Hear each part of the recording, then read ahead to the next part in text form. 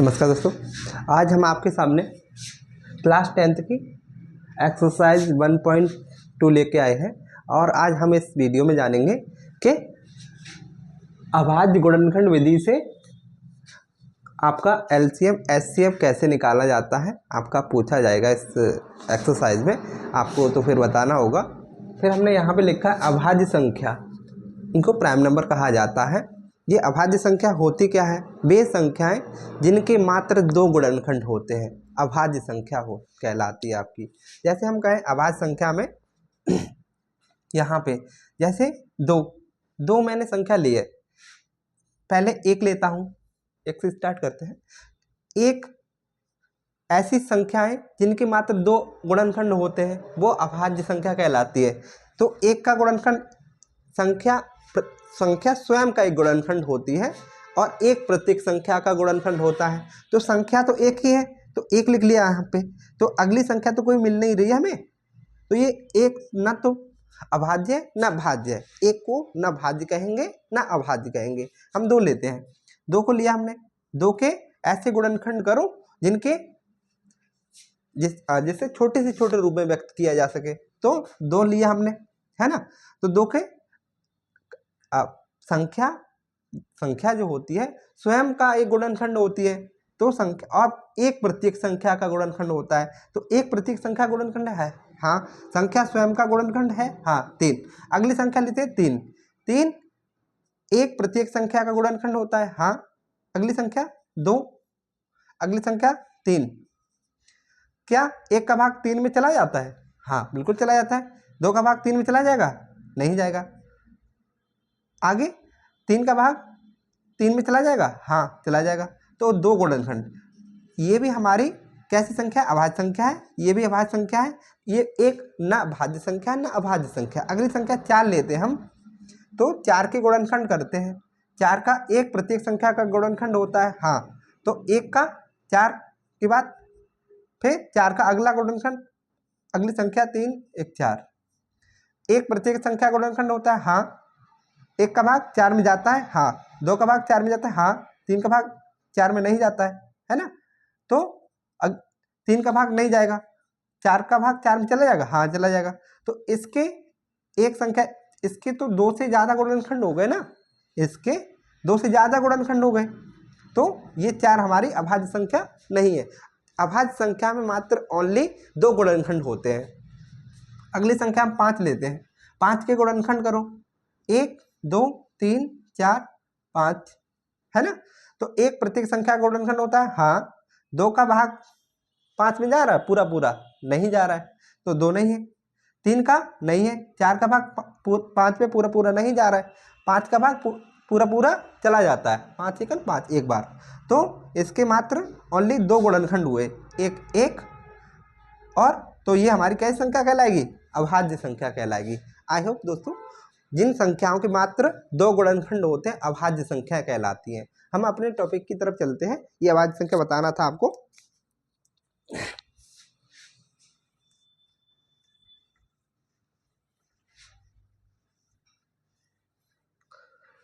और किसी भी संख्या, कोई भी संख्या हमें दे रखी होगी तो उसका अभाज्य गुणनखंड किस प्रकार करते हैं। जैसे हम यहाँ पे लिया हमने, जैसे हमने 10 लिया, इनके अभाज्य गुणनखंड करने हैं आपको। तो ये फैक्टर विधि से इसके अभाज्य गुणनखंड निकाल लीजिए। यहाँ पे 2 से भाग दीजिए। किसी भी संख्या में 2 की विभाज्यता, 3 की विभाज्यता, 4 की विभाज्यता, 5 की, 6 की, 7 की, ये विभाज्यताएं आपको आनी चाहिए। तो आप संख्याओं को, बड़ी से बड़ी संख्या को आप पता कर सकते हैं कि ये कौन सी संख्या से इसका पूरा पूरा डिविजिबल हो जाएगी। तो यहाँ पे 0 मिल रहा है 2 की विभाज्यता में। 2 की विभाज्यता क्या कहती है? इकाई के स्थान पे 0 आए, 2 आए, 4 आए, 6 आए, 4 आए, 6 आए, 8 आए, तो वो संख्या हमारी क्या हो जाती है? 2 से डिविजिबल होती है, भाग चला जाता है। तो यहाँ पे 0 मिल रहा है तो 2 से भाग जाएगा इसमें, 2 पंजे 10। फिर यहाँ पे फिर 5 की विभाज्यता क्या कहती है? 5 की विभाज्यता इकाई के स्थान पे 0 आए, 5 आए, तो वो संख्या 5 से डिविजिबल हो जाती है। तो हम 5 से डिविजिबल करेंगे इसे, 5 एकन 5। और हम जब तक भाग देते रहते हैं जब तक हमें 1 की प्राप्ति ना हो जाए यहाँ पे, है ना। तो 10 के अभाज्य गुणनखंड आपसे कोई पूछे तो क्या हो जाएंगे? 2 गुणा 5, ये आपके 10 के अभाज्य गुणनखंड हो जाएंगे। अगली संख्या हम ले लेते हैं, जैसे हमने कहा 15, एक संख्या 15 लिए और इसके अभाज्य गुणनखंड ज्ञात करना है हमें। तो हम अभाज्य गुणनखंड करेंगे तो इसे फैक्टर विधि से इसके फैक्टर निकालने पड़ेंगे। तो यहाँ पे इकाई के स्थान पे 5 आ रहा है, तो इकाई के स्थान पे जब भी कोई संख्या, वही संख्या कटेगी जो 0 से और 5 से इकाई के स्थान पे 0 होगा और 5 होगा, तो वो 5 से कट जाएगी। तो यहाँ पे 5 है ना, तो इकाई के स्थान पे 5 और 3 से भी, और 3 की भी व्याख्या बता देते हैं हम। यहाँ पे 3 की व्याख्या क्या कहती है कि कोई संख्या दे रखी होगी और वो उसके अंकों का योग अगर 3 से कट जाता है तो वो संख्या 3 से डिविजिबल हो जाती है। जैसे यहाँ पे यही 15 संख्या ले लेते हैं, तो अंकों का योग 1 और 5 कितने होते हैं? 6 होते हैं। अगर 6 अंकों का योग 6 आया और 3 से डिविजिबल है, डिविजिबल भाग चला जाता है पूरा, तो वो संख्या भी पूरी कट जाती है। तो 3 दूनी 6 है ना। तो यहाँ पे आप या 5 से काट लीजिए या 3 से काट लीजिए। तो हम छोटी संख्या लेंगे, पहले 3 से काट लेते हैं। तो 5 15, फिर इकाई के स्थान पे 5 आया है, तो 5 की व्यवस्था कहती है इकाई के स्थान पे 0 है, 5 है तो 5 से कट जाती है। तो 5 से काट दीजिए, 5 एकन 5 है ना। तो 15 के अभाज्य गुणनखंड क्या हो जाएंगे? 15 के अभाज्य गुणनखंड 3 गुणा 5 हो जाएंगे। आई होप दोस्तों ये गुणनखंड आप सीख गए होंगे। तो हम अपने टॉपिक की, ये पहला सवाल है, इसका LCM HCF ज्ञात करना है। ये आपको लगाना पड़ेगा सारे सवाल। तो ये है अभाज्य गुणनखंड विधि द्वारा 96 और 404 का HCF और LCM ज्ञात करना है। पहले जो संख्याएं दे रखी हैं उन संख्याओं का हम क्या करेंगे? अभाज्य गुणनखंड करेंगे। जैसे 96 के अभाज्य गुणनखंड क्या होंगे? तो हम अलग से अपने फैक्टर विधि से इसके अभाज्य गुणनखंड कर लेते हैं। यहाँ पे देखिए आप कि इकाई के स्थान पे 6 मिल रहा है, तो 6 कौन सी संख्या से कटता है? 2 से कटता है। 2 की व्यवस्था 0 है, 2 4 6 8 ऐसी संख्या अगर मिलती है तो 2 से कट जाती है। तो 2 से काट लीजिए, तो चौको 8, काटने का अर्थ होता है भाग देना संख्या में। तो चौको 8 कितना? 16 होगा, 2 8 16, फिर 2 से काटो, 2 दूनी 4, तो चौको 8 है ना। फिर 2 से काटो, 2 एकन 2, 2 दूनी 4, 2 से काटो 6, 2 से काटो, काटने का अर्थ है भाग देना 3, फिर 3 एकन 3। हम जब तक संख्या को काटते रहते हैं जब तक कि हमें 1 की प्राप्ति ना हो जाए। यहाँ पे 1 आना चाहिए, ठीक। तो हमने 96 के अभाज्य गुणनखंड कर लिए, तो कितने आए हैं?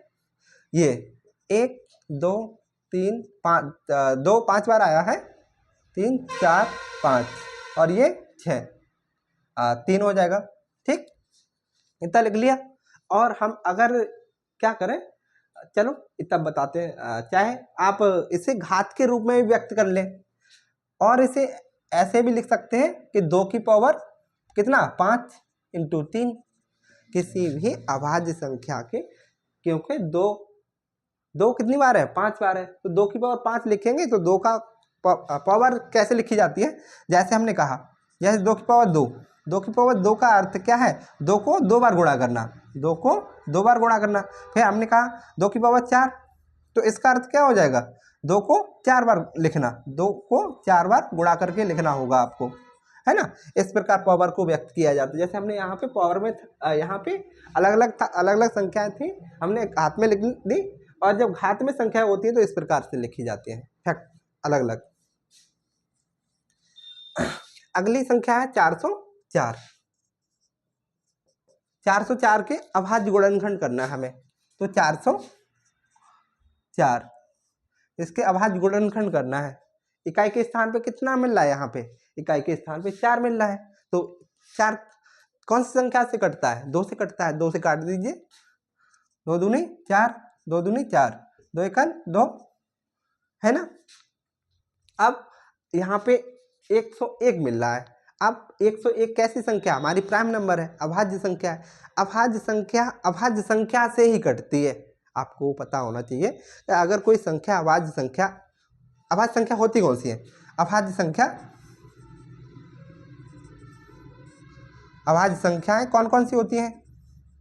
जैसे 2, जिनके मात्र 2 गुणनखंड होते हैं वही अभाज्य संख्या हो। 2, 3, 5, 7, आपका 11, 13, 17, 19, ये हमारे 19, 23, 29, 31, ये हमारी कैसी संख्या होती है? अभाज्य संख्या। इन संख्याओं के मात्र ओनली 2 गुणनखंड होते हैं। तो अभाज्य संख्या आप इसमें से काट देखिए कि 101 किसी से कट रहा है? 2 से कट रहा है? नहीं। 3 से? नहीं।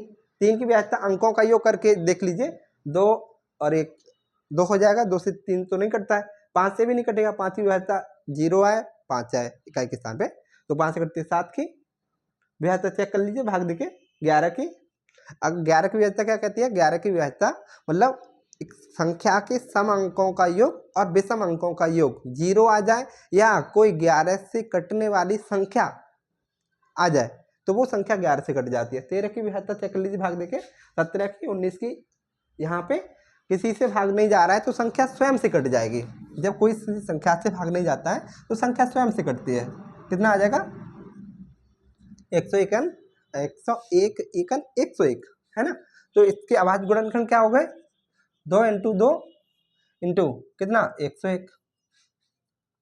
समझ गए? ये हो गए। अब यहाँ पे क्या करना है आपको? इनका HCF ज्ञात करना है। अभाज्य संख्या ज्ञात कर लिया। HCF क्या होता है? वह है बड़ी से बड़ी। HCF का अर्थ होता है हाईएस्ट कॉमन फैक्टर। वह है बड़ी से बड़ी संख्या जो दी हुई संख्याओं में भाग चला जाए। वह है बड़ी से बड़ी संख्या जो दी हुई संख्याओं में भाग चला जाए। वह भाग कर दे। यहाँ पे तो HCF ज्ञात कर लीजिए। HCF है ना, हाईएस्ट कॉमन फैक्टर। वह बड़ी से बड़ी संख्या जो सभी संख्याओं में भाग चला जाए।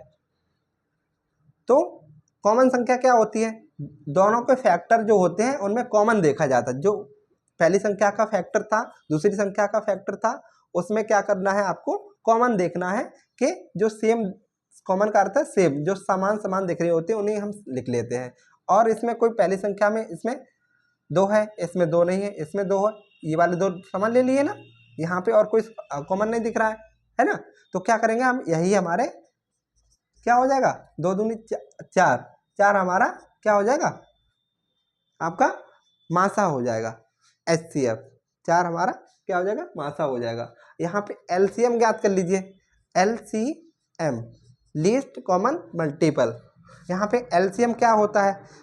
पहली संख्या के सभी और जो दूसरी संख्या में ना हो वो आपके LCM में जोड़े जाते हैं। तो पहली संख्या के सभी आपके कितना आ जाएंगे? पहली संख्या के 96, 2 भी इसमें शामिल है, ये भी शामिल है, लेकिन इसकी ये शामिल नहीं है। पहली संख्या के सभी गुणनखंड के गुणनखंड का योग करेंगे तो 96 आएगा ना। पहली संख्या के 96 और इसमें ये समान मिला था तो इसको आपस में क्या कर देना होगा? जोड़ देना होगा। तो 96, या फिर आप ऐसे कर लीजिए, पहली संख्या के सभी पद ले लीजिए। 2 2 5 बार है ना, 3 2 2 3।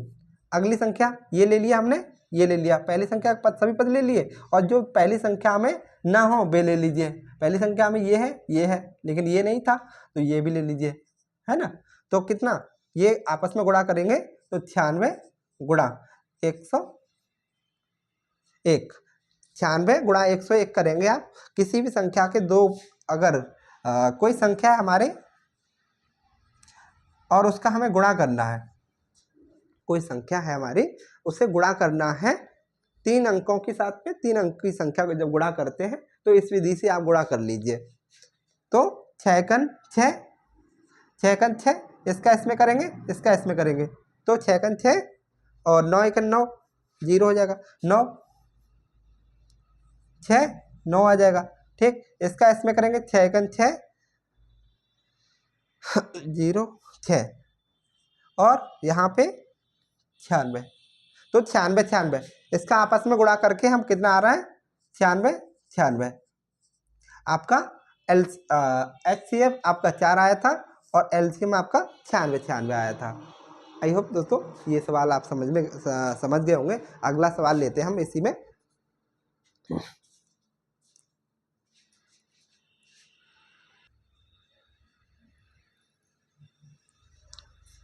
अगला प्रश्न हमने लिख लिया है कि संख्या 6, 72 और 120 का अभाज्य गुणनखंड विधि द्वारा HCF और LCM आपको ज्ञात करना है।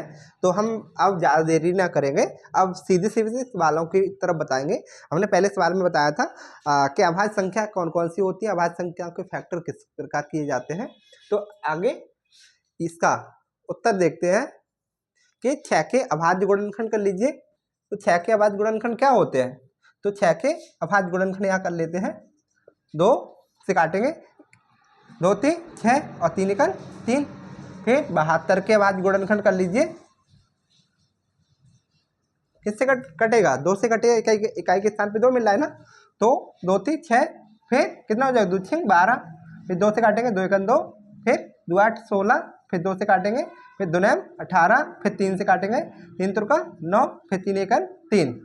ये हमारे अभाज्य गुणनखंड हो गए। 120 के अभाज्य गुणनखंड कर लीजिए, यहाँ पे 120 के अभाज्य गुणनखंड कर लेते हैं हम। तो 2 से काटेंगे, 0 मिल रहा है इकाई के स्थान पे, 2 की व्यवस्था, 2 0 आए, 2 आए, 4 आए, 6 8, तो वो 2 से कट जाती है। तो कितना आएंगे यहाँ पे? 60 हो जाएंगे, फिर 30, फिर कितना हो जाएंगे आपके? 15, यहाँ पे 3 से कटेगा, 5 15 और ये 5 एकन 5। हमने सारी संख्याओं के अभाज्य गुणनखंड कर लिए हैं। अब 6 के अभाज्य गुणनखंड क्या थे? तो 2 × 3, यहाँ पे 72 के अभाज्य गुणनखंड क्या आए निकल के? तो 2 × 2 × 3 × 3, और यहाँ पे 120 के अभाज्य गुणनखंड क्या निकल के आए? 2 × 2 × 2 × 3 × 5। यहाँ पे हमें क्या ज्ञात करना है? HCF पहले निकालते हैं। क्या निकालते हैं? HCF, highest common factor, HCF। तो HCF पे क्या होता है? जो जितने भी संख्या दे रखी होती है हमारी, उन संख्याओं में आप क्या देखते हैं? जो कॉमन मिल रहा होता है उसी संख्या को हम लिख लेते हैं। कॉमन क्या मिल रहा है? यहाँ पे देखिए, ये 2 है, ये इसमें भी 2 है, इसमें भी ये 2 मिल रहा है, तो 2 लिख लिया हमने। यहाँ पे अगली फिर संख्या कॉमन देखिए, ये 3 है, इसमें 3 है, इसमें 3 है, ये 3 और ये 3 है। ये आप देख रहे होंगे, ये 3 संख्या कॉमन है, तो 3। और संख्या तो कॉमन कोई है नहीं, और संख्या कॉमन नहीं है, तो यही हमारा आपस में गुणा कर दीजिए 6। तो HCF क्या हो जाएगा? यहाँ का 6 आ जाएगा। और अब LCM ज्ञात कर लो इसी में, LCM, least common multiple. LCM में क्या होता है? LCM में क्या होता है आपका कि दी हुई संख्याओं के सभी बड़ी संख्या का गुणनखंड फैक्टर लिख लीजिए पहले। 2 इसमें है, हाँ, इसमें 2 है, हाँ, 2 3 और 5, ठीक। अब क्या करना है आपको? ये 2 था, 2 था, 2 था, ठीक है, ये 3 मिल गया, ये 5 मिल गया, एक ये 3 बचा हुआ है यहाँ पे, तो ये 3 लिख लेंगे, है ना। 60 गुणा कर लीजिए, 2 दूनी 4 दूनी 8, 8 और 8 या 24, 24 पंजे 120 और 120 और आपके 12 या 36, 360। ये आपका HCF हो जाएगा 360। HCF कितना हो जाएगा यहाँ पे? ये देखते हैं, हाँ सही है। ये LCM आप HCF आपका 6 आया और LCM आपका 360 आया। तो इस प्रकार से आप इसको सॉल्व कर सकते हैं, HCF और LCM निकाल सकते हैं। अगला सवाल हम लिखते हैं, अब लिख लें दोस्तों।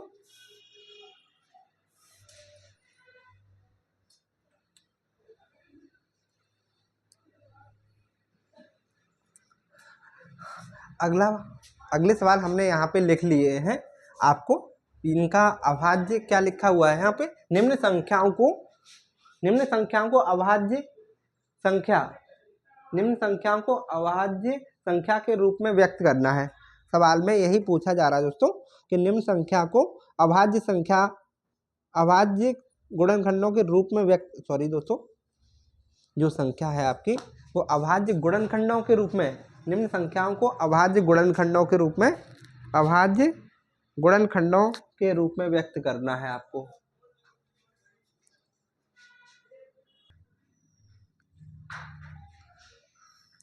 आपको यहाँ पे अभाज्य गुणनखंड संख्याएं दे रखी हैं और उनको अभाज्य गुणनखंडों के रूप में ये संख्या व्यक्त करनी है आपको। हम अभाज्य गुणनखंड बता चुके हैं कि किसी भी संख्या का अभाज्य गुणनखंड किस प्रकार निकालते हैं। तो पहली संख्या हम लेते हैं कि 100, पहला प्रश्न है मेरा 140 के अभाज्य गुणनखंड ज्ञात करने हैं। तो 140 के फैक्टर कर लीजिए, अभाज्य गुणनखंड कर लीजिए फैक्टर विधि से। तो यहाँ पे इकाई के स्थान पे 0 मिल रहा है तो 2 से कटेगा, तो 2 7 14, फिर 2 से काट लीजिए, 2 3 6, 2 5 10, फिर इकाई के स्थान पे 5 मिल रहा है। तो अभी हमने बताए थे 5 की व्यवस्था या इकाई के स्थान पे 0 आए या 5 आए तो वो 5 से कट जाती है ना। तो 5 से काट लीजिए, तो 5 7 35, फिर 7 से काट लो तो 7 × 7। तो 140 के अभाज्य गुणनखंड क्या हो गए, 2 × 2 × 5 × 7। ये हमारी 140 के अभाज्य गुणनखंड हो गए। और सवाल भी यही पूछ रहा है कि संख्याओं को अभाज्य गुणनखंडों के गुणनफल के रूप में व्यक्त कीजिए। तो ये अभाज्य संख्या के गुणनखंड कर लिए और गुणनफल के रूप में ये व्यक्त हो गए। ठीक है, अगला दूसरा हमारा प्रश्न इसी में है, दूसरा वाला यह है 156 के अभाज्य गुणनखंड करने हमें।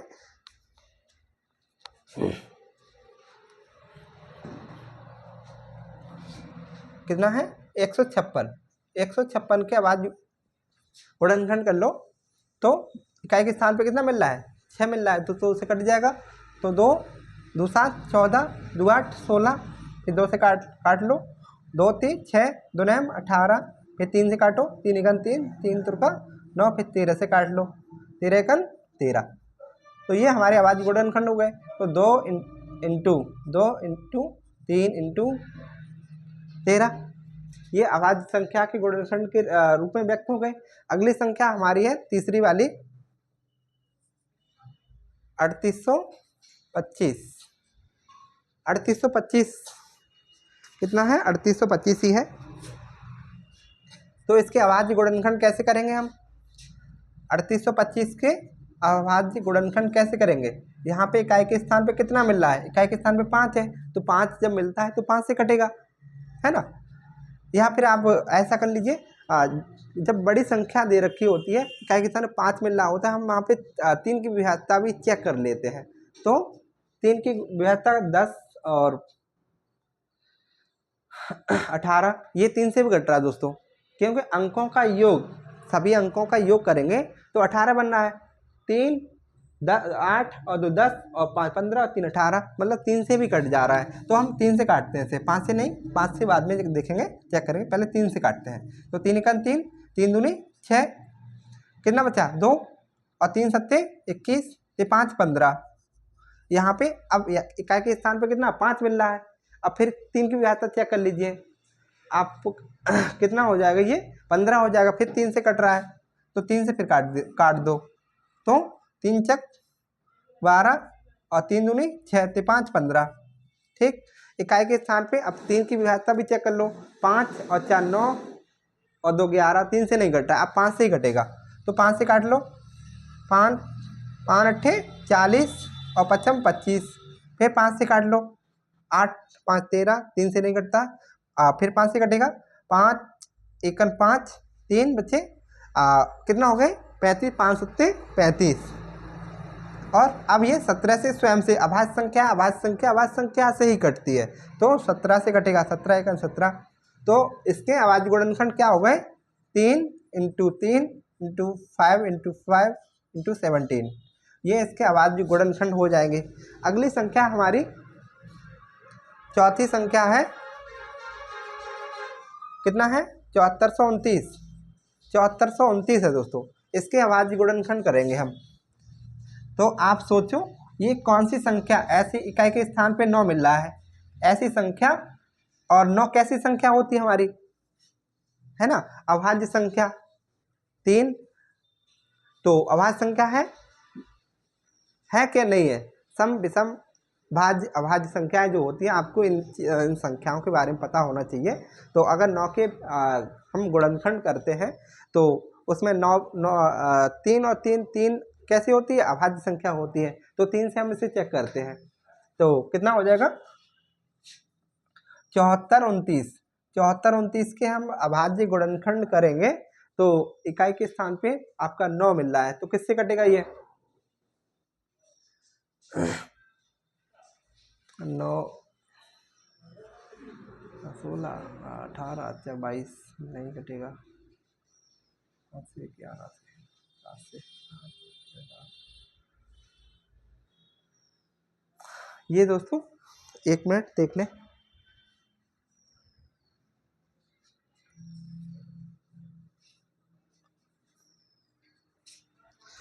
ये संख्या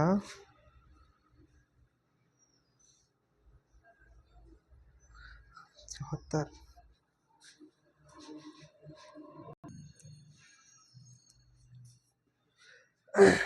यहाँ पे जब विषम संख्या मिलती है तो विषम संख्या से ही कटती है। हमने 3 से चेक किया नहीं कटा, अब 5 से चेक करेंगे, 3 से हम चेक किया नहीं कटा, अब 5 से नहीं कटा, फिर 7 से भी नहीं कट रहा है, फिर 9 से 3 किससे नहीं कटेगा, 11 से भी नहीं कट रहा है, फिर 13 से कटेगा क्या, नहीं, 13 5 65 नहीं, 13 से भी नहीं कटेगा, फिर आपका 17 से कटेगा क्या, देखते हैं, 17 पुनः 85,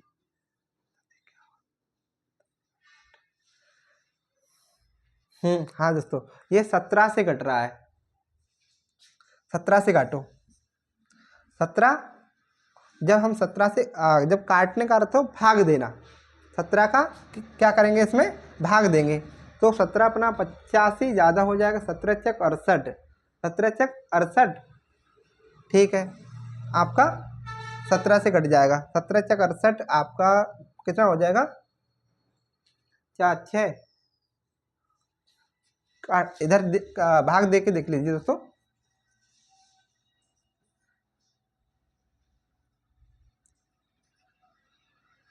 सत्रह चक 68 हो जाएंगे, यहाँ पे कितना बचेगा, 62 हो जाएगा, 17 अपना 85 ज़्यादा हो जाएगा, 17 34 17 इक्यावन 17 चक 68, 17 51, 17 51,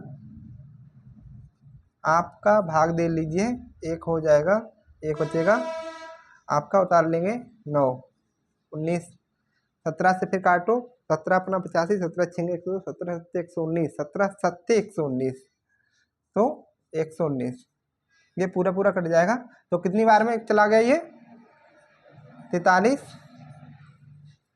अब ऐसी संख्या से और सोचो जो कि ये संख्या यहाँ पे इकाई का अंक 7 आ रहा है, तो ये भी संख्या ऐसी संख्या से सोचो जो कि पूरी कट जाए, और अभाज्य संख्या से ही कटेगा, ये सम संख्या से कटेगा नहीं, है ना। तो आप क्या करेंगे, यहाँ पे फिर चेक कर लीजिए, 13 से कटेगा क्या, नहीं, 14 से सम संख्या है, नहीं कटेगा। आपका अगला 17 के बाद में 19 से काट के देखो, 19 दूनी 38, 19 की 57, 19 दूनी 38, ठीक, कितना बचा 5, 19 की 57, ठीक, 19 दूनी 38, आपका 5 57 हो जाएगा, 19 की 57, ठीक। फिर अगली संख्या 23 मिल रही है, 23 से कट जाएगा, क्योंकि कैसी संख्या हमारी 23 अभाज्य संख्या है, तो 23 से कट जाएगा।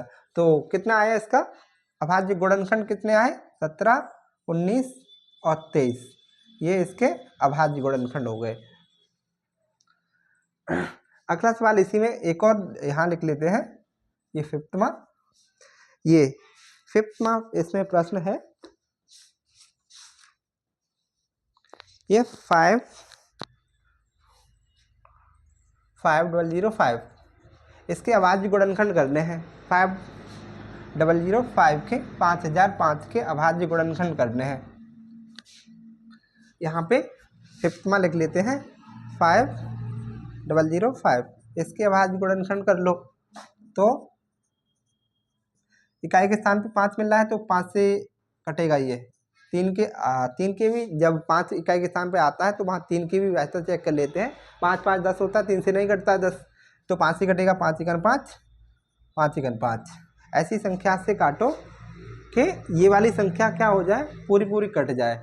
यहाँ पे अभी आपको 2 की बेहतर चेक करनी पड़ेगी, नहीं कटेगी, 3 की नहीं, 4 5 7, 7 एकन 7, 7 से काट के देखो दोस्तों, 7 से 7 एकन 7, 3 बचेगा 20, 7 चक 28, हाँ 7 से कट रहा है, 7 से काटेंगे हम तो 7 एकन 7 हो जाएगा, 3 30 हो जाएगा, 7 चक 28, 2 7 21, 7 चक 28 और 7 21, ठीक है। ये अगली संख्या, ये भी अभाज्य संख्या है तो अभाज्य संख्या से ही कटेगी। तो अब आगे 7 के बाद में 11 से, तो 11 एकन 11, 3 11 से 33, 11 से कट जाएगा तो 11 एकन 11, 3 बचेगा, 11 3 33, फिर ये भी 13 एक अभाज्य संख्या है तो अभाज्य संख्या से ही कटेगा, 13 एकन 13। तो इसके अभाज्य गुणनखंड क्या हो गए, 5 7 और 11 और 13। मतलब कहने का मतलब ये है कि कोई भी संख्या आती है हमारी अभाज्य संख्या है तो अभाज्य संख्या से ही आप फैक्टर करके देखिए तो वहाँ पे उस संख्या के नज़दीक ही आप पहुँच सकते हैं। अगर इन ऐसी संख्याओं को नहीं सोच पाएंगे तो आपको वहाँ पे टाइम ज़्यादा लगेगा और हो सकता है कि सवाल भी ना कर पाएँ आप। तो ये पहला सवाल हमारा, ये सवाल हमने कंप्लीट कर लिए। अगला सवाल हम इसमें देखते हैं क्या पूछ रहा है कि पूर्णांकों के निम्नलिखित युग्मों के HCF और LCM ज्ञात कीजिए और इनकी जांच कीजिए कि दो संख्याओं का गुणनफल इक्वल टू HCF और इंटू LCM। यहाँ पे कुछ संख्याएं दे रखी हैं और वहाँ पे सवाल देखते हैं दोस्तों।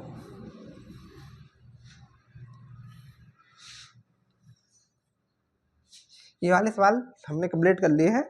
दूसरा सवाल एक्सरसाइज आपकी 1.2 में दूसरा सवाल पूछा जा रहा है इस प्रकार से। पहला सवाल है दूसरे एक्सरसाइज 1.2 का दूसरे में पहला सवाल है आपका 26 और 91, 26 और 91, 26 और 91 इनके क्या पूछ रहा है, अभाज्य गुणनखंड विधि द्वारा क्या करना है आपको, पूर्णांकों के युग्मों को HCF LCM ज्ञात कीजिए और उनके दोनों और जांच भी करनी है, मतलब दो संख्याओं का गुणनफल HCF और LCM है कि नहीं है, ये सही है कि गलत है, ये भी जांच करनी है दोनों। तो पहला स्टेप हम क्या करेंगे कि स्टेप नंबर हमारा 1 रहेगा कि जो दी हुई संख्याओं के अभाज्य गुणनखंड करेंगे। क्या करेंगे, दी हुई संख्याओं के अभाज्य गुणनखंड करेंगे। तो 26 का अभाज्य गुणनखंड क्या होता है, तो 2 से कटेगा क्या, ये 26 2 से कटेगा, हाँ कटेगा, 2 एकन 2, 2 3 6 और 13 से ये स्वयं कटेगा क्योंकि 13 एक अभाज्य संख्या है। तो 26 के अभाज्य गुणनखंड क्या हो गए हमारे, पहले स्टेप में हम क्या करेंगे कि अभाज्य गुणनखंड करेंगे। क्या करेंगे, अभाज्य गुणनखंड, अभाज्य गुणनखंड करेंगे तो 26 और 26 का अभाज्य गुणनखंड 2 इंटू आपके 13 हो जाएगा। और अगला 91 के अभाज्य गुणनखंड कर लीजिए 91 के जब अभाज्य गुणनखंड करेंगे आप, इकाई के स्थान पे कितना मिल रहा है, 1 मिल रहा है, तो अभाज्य संख्या है तो अभाज्य संख्या से ही कटेगी। तो 13 से काट लीजिए या 7 से काट लीजिए, 7 एकम 7, 2 बचेंगे, 7 21, और 13 एक स्वयं एक अभाज्य संख्या है तो 13 एकम 13 से कट जाएगा। तो इसके क्या हो गए, 7 × 13, है ना। अब यहाँ पे दूसरा स्टेप में यहाँ पे ये पूछ रहा है कि स्टेप नंबर 2 में एलसीएम और एचसीएफ ज्ञात करना है। स्टेप नंबर 2 में हमारा रहेगा कि दी हुई संख्याओं के एचसीएफ एलसीएम ज्ञात करना है। एलसीएम तथा एचसीएफ ज्ञात करो, है ना। तो इनका क्या हो जाएगा, एलसीएम बताइए पहले, एलसीएम क्या होता है। एलसीएम वे संख्याएं जो पहले के सभी और जो दूसरी संख्या में वे गुणनखंड जो पहले में ना हो, तो पहले के सभी ले लिए, 2 × 13 इंटू ये 13 पहली संख्या में था तो 13 नहीं लेंगे, ये 7 नहीं था तो 7 लेंगे हम। तो क्या हो जाएगा, आपस में इनका गुणा करेंगे तो 13 7 91, 91 का 2 में गुणा करेंगे तो कितना आ जाएगा, 91 में 2 का जब गुणा करेंगे तो 2 × 2 और 2 × 18, 182 हो जाएगा। तो इनका एलसीएम कितना आ गया, 182। और एचसीएफ ज्ञात कर लीजिए। एचसीएफ क्या होता है, एचसीएफ में जो दी हुई संख्या होती है उनका क्या लेते हैं हम, जो कॉमन संख्या लेते हैं। यहाँ 2 मिल रहा है, यहाँ कहीं 2 है नहीं है, यहाँ 13 है, यहाँ 13 है, हाँ 13, तो इनका क्या हो जाएगा, एचसीएफ आपका 13 हो जाएगा। अब जांच भी करनी है, स्टेप नंबर 3 में अब जांच करनी है।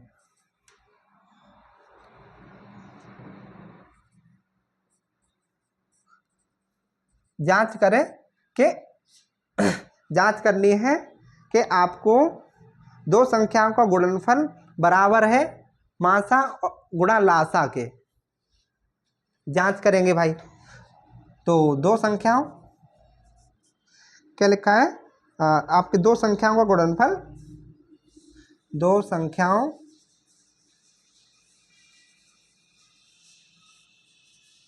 का गुणनफल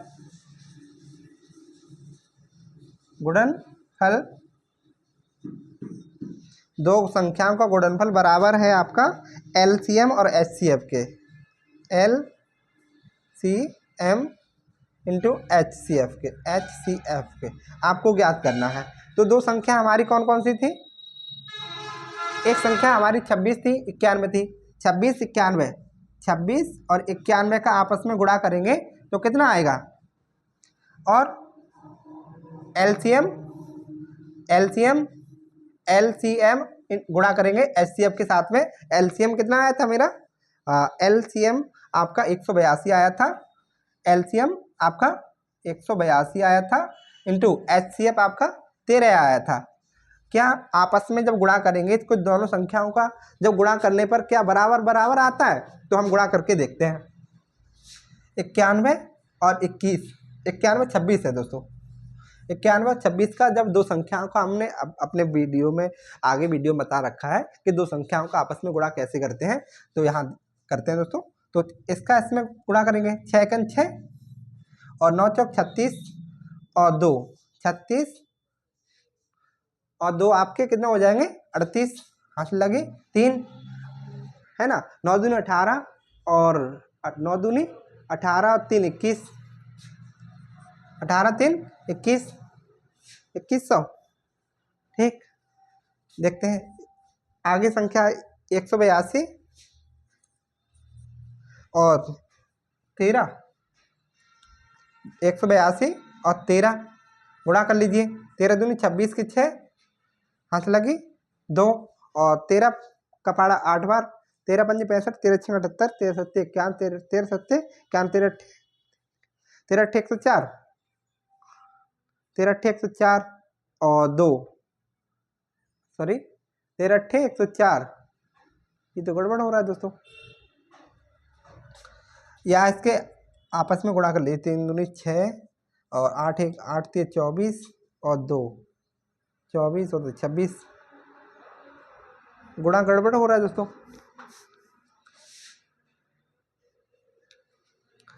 ये गुणा गलत हो गया था। यहाँ गुणा करते हैं, 6 कन 6 और 9 6 54 और 2 54 2 54 2 56 के 6 हाथ लगी 5 और 9 दूनी 18 5 23। ये इतना गुणा करेंगे, वो गुणा गलत हो गया था, तो 2366। अब इसका गुणा करके देख लेते हैं यहाँ पे।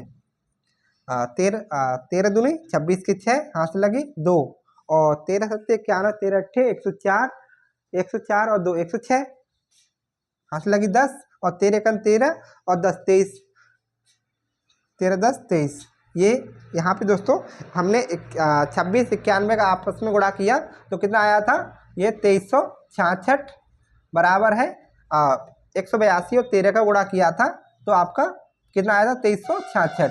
ये दोनों आपस में बराबर है और ये सिद्ध भी करवा रहा था कि पहले क्या करना था, पहले अभाज्य गुणनखंड करना था।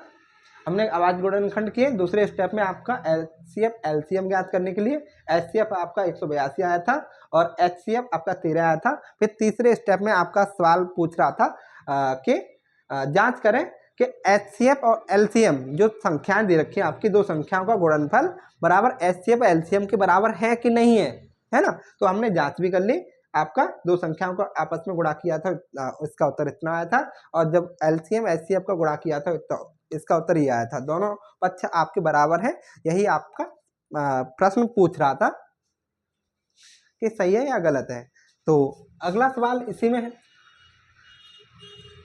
ये पहला था, दूसरे का पहला।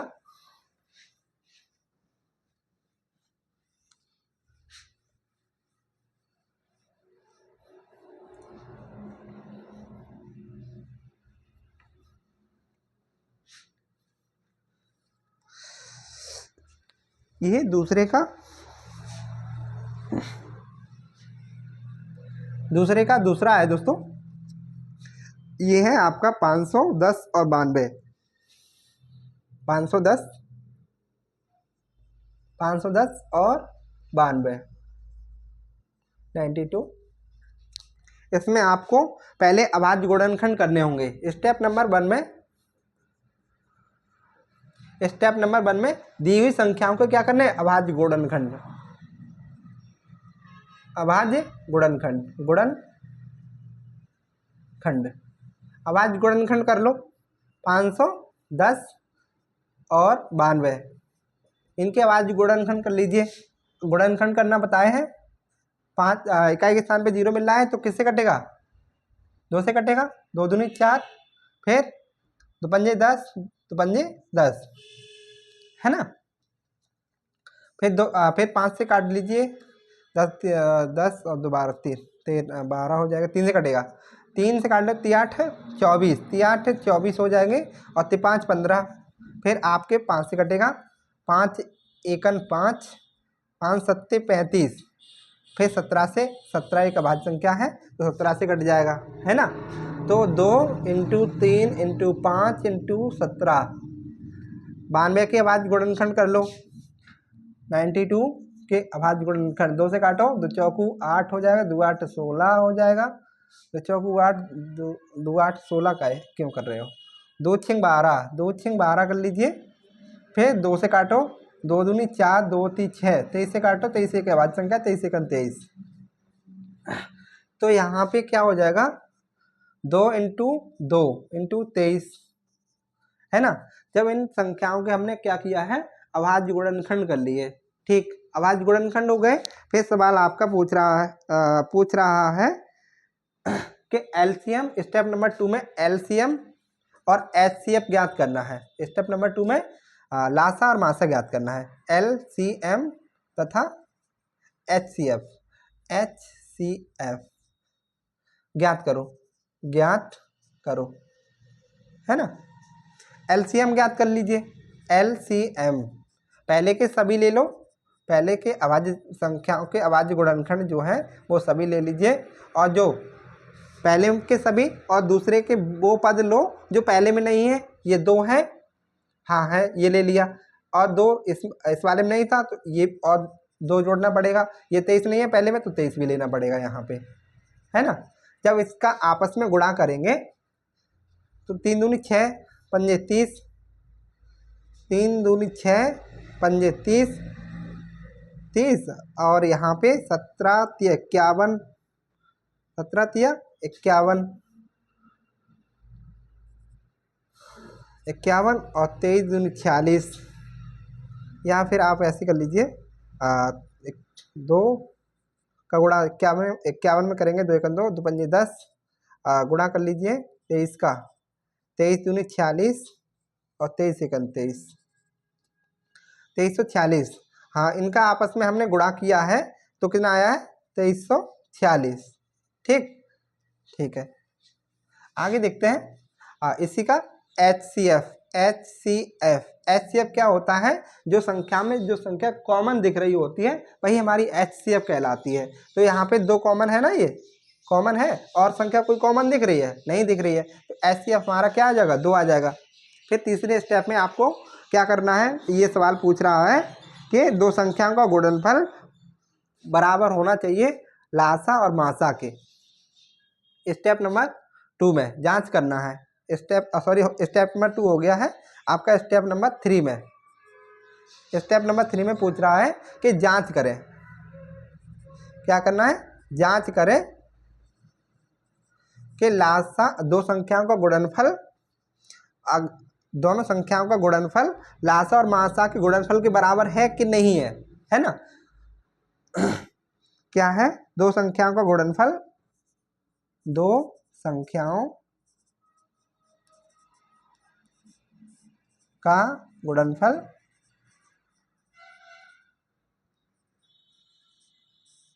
गुणनफल ये हमारे HCF इंटू LCM के बराबर होना चाहिए। दो संख्याओं का गुणनफल, संख्या हमारी 510 और 92 थी, 510 इंटू 92, 510 और इंटू 92, और HCF मेरा 2 आया था, LCM मेरा कितना आया था 2346 आया था। इन दोनों का गुणनफल के बराबर होना चाहिए, तो गुणा कर लेते हैं। क्या है, 510 और 92, 510 और 92 का आपस में गुणा करेंगे। 3 अंकों का गुणा किस प्रकार किया जाता है हमने अब वीडियो में बता चुके हैं। यहाँ पे देखिए, एक ही लाइन में 3 अंक की संख्या का एक ही लाइन में कैसे गुणा किया जाता है। तो 2 का गुणा आपका 0 में करेंगे, 0 आएगा, फिर 2 एकम 2, 0 हो जाएगा 2, ठीक है, 9 5 दूनी 10 और 9 एकम 9, 10 19, ठीक, 5 और 9 पंजे 45, 45 एक 46 हो जाएगा।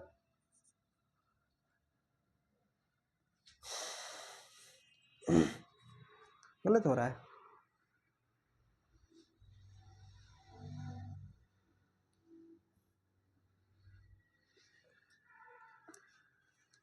देखते दोस्तों।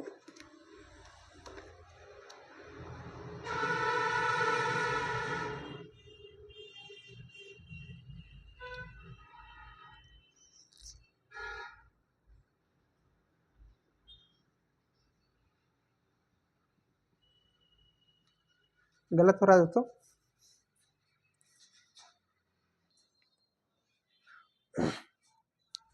यहाँ गड़बड़ क्यों हो रहा है, जब 510 और 92 का गुणा करेंगे हम तो इतना आ रहा है, लेकिन 2 का गुणा 2346 में करेंगे तो 2 6 12, 2 6 12 और 2 दूनी 4 और 1 5, 2 चौक 8 और 1 9, और 2 3 6 और 2 दूनी 4, 46 92। LCM गलत लिया क्या, 2 3 6 5 30 और 17 51।